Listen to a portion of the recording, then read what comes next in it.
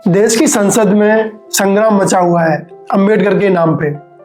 देश के गृह मंत्री अमित शाह जी ने एक बयान दिया संसद में कि विपक्ष के लोगों ने एक फैशन बना रखा है, अंबेडकर अंबेडकर अंबेडकर। अभी एक फैशन हो गया है, अंबेडकर अंबेडकर अंबेडकर अंबेडकर अंबेडकर अंबेडकर। इतना नाम अगर भगवान का लेते तो 7 जन्मों तक स्वर्ग। अगर इतना नाम भगवान का नाम लिया होता तो 7 बार स्वर्ग चले जाते।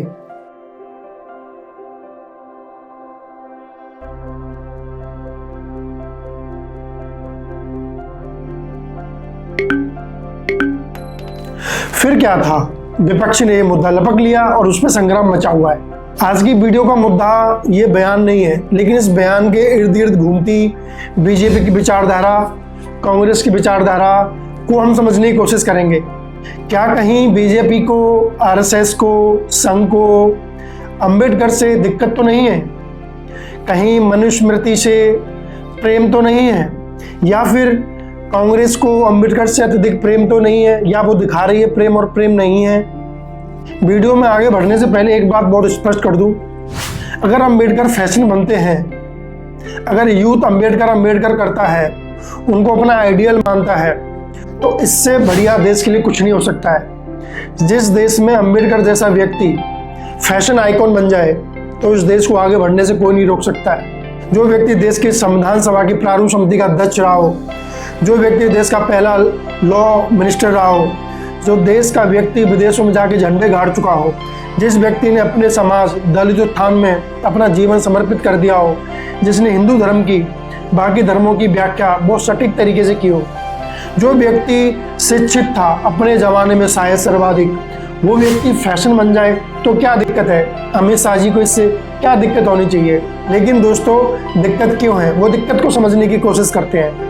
अंबेडकर बात करते हैं अंधविश्वास उन्मूलन की, अंबेडकर बात करते हैं कानून की, अंबेडकर बात करते हैं जातिगत बंधन को तोड़ने की, अंबेडकर बात करते हैं समानता की, अंबेडकर बात करते हैं अधिकारों की, अंबेडकर बात करते हैं ब्राह्मणों की सर्वोच्च जातिगत संरचना से, अंबेडकर विरोध करते हैं रूढ़िगत प्रथाओं का उन्मूलन का।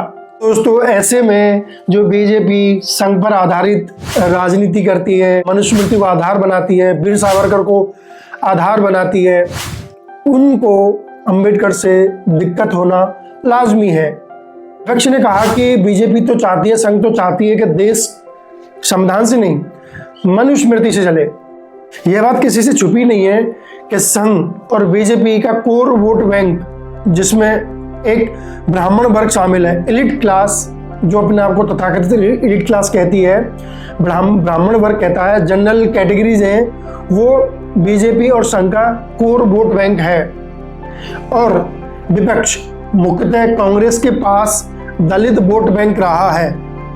दलित वोट बैंक पे विपक्ष अब खेलना चाहता है, क्योंकि उनके पास रह दे के बचा क्या है? उनके पास बचा है दलित वोट बैंक, मुस्लिम वोट बैंक और पढ़े लिखे एजुकेटेड, जो कि ब्राह्मणवाद, जो कि धर्मनिरपेक्ष, ब्राह्मणवाद के विरोध में और धर्मनिरपेक्षता के पक्ष में खड़े रहते हैं, वो ऐसा वर्ग जो कि ब्राह्मणों में से भी आ सकता है, उच्च सवर्ण जातियों में से भी आ सकता है, वो तबका कांग्रेस के पास है।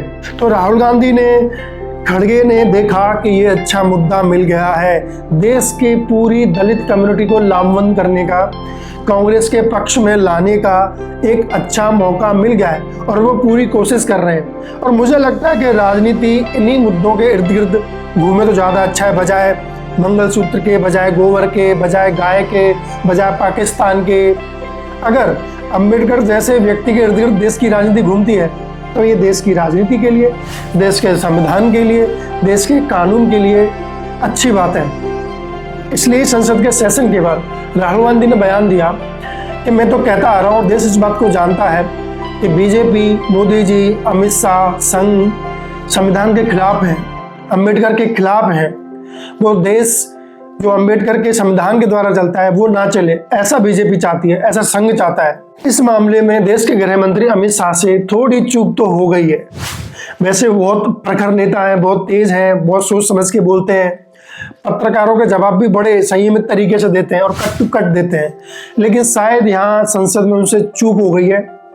वो इस्तीफा भले दें ना दें, लेकिन उनको माफ़ी मांग लेनी चाहिए और उनको स्पष्ट कर देना चाहिए कि उनकी मंशा क्या थी, वो ऐसा क्यों कहना चाह रहे थे।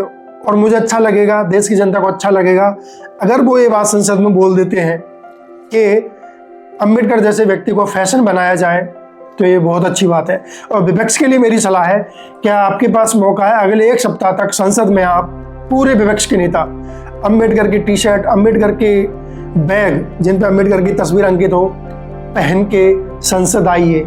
आपके पक्ष में काफ़ी माहौल बनेगा, आपको फ़ायदा मिलेगा और बीजेपी बैकफुट पे चली जाएगी। नमस्कार।